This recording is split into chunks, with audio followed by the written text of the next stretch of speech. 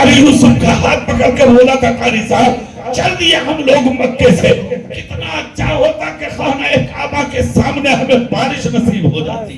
خدا کی قسم یہ ذکر کر کے ہم اپنے کمرے سے نکلے ہی تھے طواف ودا کرنے کے لیے. جیسے کہ ہم نے جا کے طواف کا پہلے چکر پورا کیا، دوسرے چکر کے لیے جب شروع ہوئے چھما بارش شروع ہوئی. یہ ہے مکہ جہاں کی دعائیں رد نہیں ہوتی، یہ ہے مکہ شریف جہاں کی دعائیں زبان سے نکلتی ہیں اور اللہ قبول کرتا ہے. شرط یہ ہے کہ دعا جائز ہو، دنیاوی دعا نہ ہو. اللہ قبول فرماتا. ہم بیٹھے ہوئے تھے، اگر بیٹھنے کا طریقہ یہ ہماری آخری افطاری تھی، اسی افطاری میں سامنے سے آ گئے مفتی انوار الحق بریلی شریف والے، وہ بھی آ گئے. انہوں نے ہمیں بیٹھا دیکھا، آتے کے بعد صاحب انہوں نے سروں پہ ہاتھ رکھ کے کہا ہم بھی بیٹھ جاتے. ہم نے کہا حضور تشریف رکھ کے، وہ بھی بیٹھ گئے. بارش شروع ہو جاتی ہے نبی کی بارگاہ. جیسے بارش شروع ہوئی، ہم بارش کو دیکھ کر، پانی چلتا دیکھ کر تھوڑے سے اندر کو سرکنا جب شروع ہوئے تو مفتی صاحب نے ہاتھ پکڑ کے کہا بیٹے پانی روز ملے گا مگر مصطفیٰ کے مزار سے لگا پانی نصیب نہیں ہوگا. اس لیے بیٹھے رہو اور ان قطروں کو سینے کے اور جسم کے اندر جذب کر لو، سینے میں بسا لو. اس لیے کہ یہ پانی کسی کے پاک کے کھیت سے نہیں آ رہا، گنبد خضرا کی چھت سے ٹکرا کے آ رہا ہے. اللہ اللہ یہ قطرے ہمیں نصیب ہوئے. ہم بیٹھے تھے وہاں اور ہم نے یہ منظر اپنی آنکھوں سے دیکھا ہے. خدا کی قسم کے مصطفیٰ جان رحمت صلی اللہ علیہ وسلم کے مزار پہ ہم نے پرندوں کو چھپتے ہوئے دیکھا ہے. ہم نے لوگوں کو نہیں پرندوں کو بھی چھپتے ہوئے دیکھا ہے. اس لیے کہ پرندہ بھی جانتا ہے یہ وجہ تخلیق کائنات کا مزار ہے کہ وہ جو نہ تھے تو کچھ نہ تھا، وہ جو نہ ہو تو کچھ نہ ہو. جان ہے یہ جہان کی، جان ہے تو جہان ہے. کیا شان ہے مدینے کی، اور کس زمین کا نام ہے مدینہ. آپ اس کو سمجھنے کی کوشش کریں. ہماری اور آپ کی زبان پہ صرف لفظ آتا ہے مدینہ شریف، اس کے علاوہ ہم کچھ نہیں جانتے. میرے رسول کے قریب صحابی ہیں حضرت حذیفہ ابن یمان. عمر فاروق اعظم کا جب زمانہ آیا، فاروق اعظم نے ان کو اپنے تخت کے قریب کر کے کہا چابیاں اٹھا کر لو، ہم نے تمہیں ایران کا گورنر بنا دیا. انہوں نے چابیاں اٹھا کے مجھے کہا مطلب کہا جاؤ ہم نے ایران کی بادشاہت دے دی. اس لیے کہ روم و ایران، شام و فلسطین انہی کے زمانے میں فتح ہوئے تھے. ایک یا دو ملک نہیں، 22 لاکھ مربع میل پر حکومت اللہ نے حضرت عمر کو عطا فرمائی. کہا جاؤ ہم نے تمہیں ایران کا گورنر بنا دیا. اتنا سن کر تو آدمی کو خوشی میں دوبر ہو جانا چاہیے، مگر کیا شان ہے مدینے کی. حذیفہ بن یمان عمر کے قریب آئے، آ کے کہا عمر بادشاہت کرنے کے لیے مدینے سے جانا پڑے گا. کہا ہاں. مدینہ چھوڑنا پڑے گا. کہا ہاں. کہا ایران میں رہنا پڑے گا. کہا ہاں. پھر تو مدینے سے سب کچھ لے جا کر کے وہیں بسنا پڑے گا. کہا ہاں. بادشاہت، گورنری، حکومت چابیاں اٹھائیں عمر کے کرتے میں ڈال دی. عمر بولے کیا کر رہے ہو؟ کہا عمر پکڑو تو یہ چابیاں. کہا کیا مطلب؟ کہا اگر مدینہ چھوڑنے کی بات ہے تو یہ بادشاہت تجھے مبارک ہو اور مصطفیٰ کے مدینے کی فقیری مجھے مبارک ہو. اللہ اللہ یہ ہے مدینہ شریف جس کے سامنے حکومت کی حیثیت نہیں، سلطنت کی حیثیت نہیں، بادشاہت کی حیثیت نہیں، جس کا مقام یہ ہے خدا کی قسم فرشتے جس زمین کا ادب کرتے ہو، احترام کرتے ہو، تعظیم کرتے ہو. حضرت حذیفہ ابن یمان کے سامنے عمر بولے زبان میری ہے. عمر فیصلے اپنی طرف سے نہیں کرتا، چلیے حکومت کرنے عمر کے کہنے سے. مگر جب جا رہے تھے تو دیواروں کو چومتے جا رہے تھے، مٹی کو چومتے جا رہے تھے، کنکر و پتھر کو اٹھا کے چومتے جا رہے تھے. ساتھ چلنے والوں نے کہا یہ کیا کر رہے ہو حذیفہ ابن یمان؟ کہا تم نہیں جانتے ان دیواروں پر نظریں میرے رسول کی پڑی ہیں، ان مٹی پر قدم میرے نبی کے پڑے ہیں. یہ ہے مدینہ شریف. خدا کی قسم جس کی صبح بھی لاجواب، شام بھی لاجواب، دوپہر بھی لاجواب، رات بھی لاجواب. اور آپ کو مدینے میں رات کا تو احساس ہوگا ہی نہیں، مکے میں بھی پتہ نہیں لگے گا دن کب نکلا رات کب ہوئی. یہ ہے مصطفیٰ کے مدینے کی شان. خدا کی قسم یہ ہے مدینہ شریف. لیکن جب آپ جا ہی رہے ہیں تو جانے کے چند آداب سننے اور تقریر ختم کرنے. سبحان اللہ بولے میں بتاتا ہوں آپ کو. مکہ شریف سے حجیوں کا قافلہ نکلا تھا، اسی قافلے میں ایک غریب چلا تھا جس نے صرف 1 روپیہ مزدوری کر کے حج کے لیے جمع کیا تھا۔ زبردست عالم دین، متقی، پرہیزگار، اللہ کے نیک بندے جو 3 مہینے تک جہاد کرتے تھے، 3 مہینے تک علم دین سکھاتے تھے، 3 مہینہ مزدوری کرتے تھے اور 3 مہینہ راہ خدا میں نکل جاتے تھے تبلیغ کے لیے۔ یہ اللہ والا بہترین عالم دین 1 روپیہ کر کے جمع کیا۔ حج کے جانے کی جب باری آئی تو بغداد کے حاجیوں کے ساتھ یہ بھی نکل پڑے، پیسوں کا تھیلا گردن میں ڈال لیا۔ جب حاجی نکل کے بغداد کے صدر گیٹ سے جا رہے تھے تو یہ بھی نکل کے چلے۔ اسی عالم دین کا نام ہے عبداللہ ابن مبارک۔ جب صدر گیٹ میں داخل ہوئے بغداد شریف کے تو ان کی نظر پڑی، کیا دیکھتے ہیں؟ ایک عورت ہے جو سر سے پاؤں تک نقاب ڈالے، اپنے بچوں کو گود میں لیے، ہاتھ میں مردہ مرغی کو اٹھائے رو رہی ہے۔ عبداللہ ابن مبارک کو دیکھا اس عورت نے تو چیخ پڑی، آنکھ سے آنسو نکل گئے۔ عبداللہ ابن مبارک نے پوچھا کیوں رو رہی ہو بہن؟ کہا عبداللہ حاجی تو سینکڑوں چلے گئے مگر میرے دل سے صدا نکل لگی تھی کہ اگر تیرے ٹوٹے دل کی آواز تیرے نبی تک پہنچا سکتا ہے تو ایک عالم دین عبداللہ ابن مبارک پہنچا سکتا ہے۔ اے عبداللہ، نبی کے پاس جب جاؤ تو جا کے میری یہ داستان کہہ دینا کہ آج میں نے اپنے ہاتھ میں مردہ مرغی اٹھا لی ہے تاکہ اسی کو بنا کے اپنے غریب بچوں کو کھلا سکوں۔ میں ایک بیوہ عورت ہوں، یہ سامنے یتیم بچے ہیں، میرے گھر میں کئی دن کا فاقہ ہے۔ میں نے تم لوگوں سے سنا ہے ایسے وقت میں حرام چیزیں غریبوں کے لیے حلال ہو جاتی ہے، کہاں سے لاؤں اور کدھر جاؤں؟ اتنا سننا تھا۔ عبداللہ ابن مبارک بولے کیا چاہتی ہو؟ کہا کچھ نہیں، جا کے میرا حال میرے نبی سے کہہ دینا، یا رسول اللہ انظر حالنا، یا حبیب اللہ اسمع قالنا۔ خدا کی قسم دیکھو، عبداللہ ابن مبارک نے جب اتنا سنا تو جتنا پیسہ حج کے لیے جمع کیا تھا وہ سب قسم نکالا اور نکال کر اس بیوہ کی گود میں ڈال دیا۔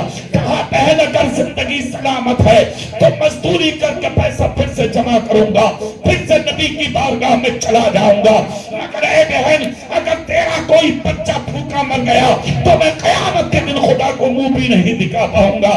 اللہ اللہ، عورت نے دوپٹے میں پیسہ چھپایا، ہر قدم پہ شکریہ کے سجدے کیے، واپس گھر گئی، اپنے بچوں کے لیے حرام چیز کو پھینک کے حلال چیز خرید کے بازار سے اپنی ہانڈی تیار کی، کھانا بنا کے اپنے بچوں کے سامنے رکھا۔ عبداللہ ابن مبارک گھر میں آئے، عبادت شروع، ریاضت شروع، بندگی شروع، تقوی شروع، پھر سے وہی کام شروع جو پہلے کرتے تھے۔ حاجی حج کر کے جب واپس آئے تو امنگ کا چراغ سینے میں جلا، یا مکہ تو نہ جا سکا، یا مدینہ تو نہ جا سکا، مگر ان کی آنکھیں تو چوم لوں جنہوں نے نبی کا مزار دیکھا ہے۔ خدا کی قسم کیا شان ہے نبی کا مزار دیکھنے والوں کی۔ عبداللہ ابن مبارک چلے، راستے میں حاجیوں کو پکڑ لیا، وہ جا کے نگاہیں چومی، ہاتھوں کو چوما، ان کے لبوں کو چوما، ان کے ہاتھوں کے بوسے لیے، ان کے سینے سے لگ لگ کے روئے۔ جب حاجیوں نے سب نے مل لیا گلا، اس کے بعد کہا عبداللہ ابن مبارک نے اللہ تم سب کا حج قبول فرمائے۔ سارے حاجی بولے اللہ آپ کا بھی حج قبول فرمائے۔ کہنے لگے ارے مجھے کیا قبولیت کی بات کر رہے ہو؟ جب میں گیا ہی نہیں تو میرا کہاں قبول ہوگا؟ آئندہ سال جائیں گے تب قبولیت کی دعا کرائیں گے۔ حاجی بولے مذاق مت کرو ہم سے، مذاق کسی اور سے کرنا۔ کہا میں مذاق نہیں کر رہا، جب میں گیا ہی نہیں تو پھر میرا حج کیسے قبول ہوگا؟ ساتھ والے بولے عبداللہ سنو، کوئی جگہ ایسی نہیں جہاں تم ہم سے آگے آگے نہ چل رہے ہو، طواف کرتے ہم سے آگے، صفا مروہ پہ ہم سے آگے، میدان عرفات میں ہم سے آگے، مزدلفہ میں ہم سے آگے، مینا میں ہم سے آگے، ربیع چمار میں ہم سے آگے، قربان گاہ میں ہم سے آگے، شکر سجدہ میں ہم سے آگے، طواف وداع میں ہم سے آگے، مدینہ شریف میں ہم سے آگے۔ پھر کہہ رہے ہو میں گیا ہی نہیں۔ حضرہ کی عشاء کی نماز پڑھ کے گھر میں لیٹ گئے، جیسے ہی آنکھ لگی خواب میں مصطفیٰ تشریف لے آئے۔ اچھا نبی کو دیکھنا خواب میں آج کل ایک رواج بن گیا ہے، لوگ کہتے ہیں ارے میاں میں نے تو نبی کی زیارت کی ہے۔ اس کے لیے بھی اعلیٰ حضرت نے آپریشن کیا ہے۔ طارق اقبال صاحب اعلیٰ حضرت کہتے ہیں ہر کسی کا خواب مانے نہیں رکھے جائے گا، ہر کسی کے خواب پر اعتبار نہیں کیا جائے گا، ورنہ تو یہ پیر لوگ کہنا شروع کر دیں گے نبی میرے خواب میں بھی آئے، نبی میرے خواب میں بھی آئے۔ اعلیٰ حضرت نے آپ نے شک کیا، نانا جب اگر کوئی یہ دعویٰ کرے میں نے نبی کو خواب میں دیکھا ہے تو اس کو بتائیے 4 لوگوں میں وہ سیرت مصطفیٰ کی کتاب کھولیے، وہ سیرت مصطفیٰ کی کتاب کھول کے ایک طرف سے پڑھتے چلے جائیے، بتاؤ نبی کی زلف مبارک کیسی تھی، نبی کے پلک مبارک کیسی تھی، نبی کی بھویں شریف کیسی تھی، نبی کے لمحے مبارک کیسے تھے، نبی کے کان شریف کیسے تھے، نبی کے رخسار مبارک کیسے تھے، نبی کی قمیص شریف کیسی تھی، نبی کا تہمت شریف کیسا تھا، نبی کے امامہ شریف کیسا تھا، نبی مسکرائے کیسے تھے، کس طرح سے لیتے تھے، کس طرح سے بیٹھے تھے۔ اگر سیرت مصطفیٰ کی کتب کے مطابق وہ جواب دیتا ہے تب تو خواب لائق اعتبار ہوگا، اور اگر جواب نہیں دیتا تو خواب جھوٹا مانا جائے گا۔ اب یہاں پر خواب سچا ہے۔ عبداللہ ابن مبارک لیتے، آنکھ لگی، خواب میں مصطفیٰ تشریف لے آئے، آنکھ کھلی، نبی کو دیکھا، کہا نبی کہتے تیری غلط فہمی بتانے آیا۔ کون سی غلط فہمی؟ کہا تم نے کسی کی بات کو مانا ہی نہیں، سب نے مبارک بات دی اور تم نے نہیں مانی۔ رو کے بولے آقا حاجت و تمنائیں تو گدھری کے ساتھ تھی، مانتا کیسے کہ جب گیا ہی نہیں۔ مصطفیٰ سر پہ ہاتھ رکھ کے بولے عبداللہ یہ سچ ہے کہ تو گیا نہیں، وہ تیری بات ہے، مگر چلتے ہوئے جو تو نے پیسہ ایک بلدی میری امتی عورت کی گود میں ڈالا تھا اور بیوہ کا دل جو ٹوٹا ہوا جوڑا تھا اس کے بھوکے بچوں کو کھلایا تھا، اللہ کو یہ ادا اتنی پسند ہے، اتنی پسند کہ ان لوگوں نے صرف ایک حج کیا ہے اور اللہ نے تیرے نام کا ایک فرشتہ پیدا کر دیا ہے جس نے تیری شکل میں اس سال بھی حج کیا ہے اور وہ قیامت تک تیری شکل میں حج کرتا رہے گا، اور اس حج کا ثواب صبح قیامت تک تجھے اور تیری نسلوں کو ملتا رہے گا۔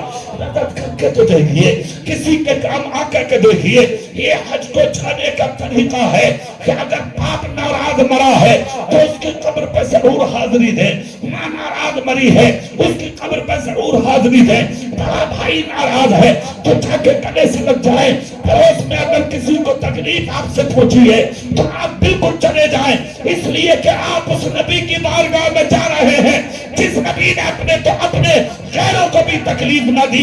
1500 سال ہو گئے، آج بھی پوری دنیا کا غیر مسلم یہ کہنے پہ مجبور ہے کہ دنیا کے اندر سب سے مہان آدمی، سب سے پوتر آدمی، دنیا کے شان والا آدمی، عزت والا آدمی، مقام والا آدمی، مرتبے والا آدمی، بلندیوں والا آدمی اگر کسی کو دیکھنا ہو تو وہ مکے میں پیدا ہونے والے عبداللہ کے بیٹے محمد کا چہرہ دیکھنا۔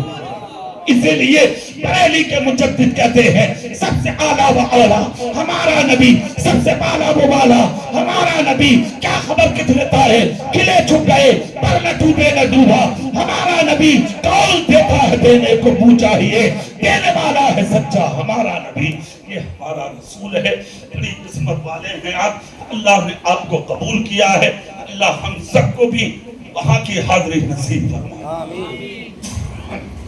جانے سے پہلے ان چیزوں کا خیال رکھنا ضروری ہے، تمہاری ذات سے کسی کو تکلیف ہوئی ہو اس سے ملیے، اس سے ملاقات کیجئے، اس لیے کہ آپ بڑی پوتر جگہ جا رہے ہیں، اس جگہ جا رہے ہیں کہ اگر کعبے کا طواف کریں گے فرشتوں کے جھومٹ میں کریں گے، نبی کے مزار پہ جائیں گے تو فرشتوں کے جھومٹ میں جائیں گے۔ اچھا دوسری ایک بات بڑی عجیب ہے قاری صاحب، نبی کی بارگاہ میں جب حاضری دیں گے، حاضری کسی بھی گیٹ سے چلے جائیں وہ تو آپ کی مرضی، مگر بزرگوں کا ایک طریقہ چلا رہا، ایک گیٹ ہے 65 نمبر مسجد نبی کا، 65 نمبر کونے پہ پڑتا ہے، اس طرف سے ہمارے سارے بزرگ آج تک داخل ہوتے چلے آ رہے ہیں، ہاں 65 سے۔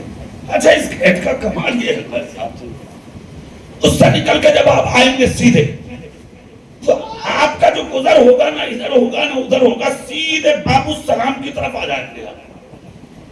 باب السلام کی جگہ کا نام ہے، یہ نبی کے مزار پر جب آپ جائیں گے تو مین گیٹ، باب مانے دروازے کے ہوتے ہیں، سمجھ گئے؟ باب السلام، سلام کا دروازہ، اسی دروازے سے دنیا داخل ہوتی ہے، اور کوئی دروازہ نہیں ہے نبی کے مدار پہ جانے کا، یہی ہے، یہی سے داخل، ادھر سے جائیں گے ادھر سے نہیں۔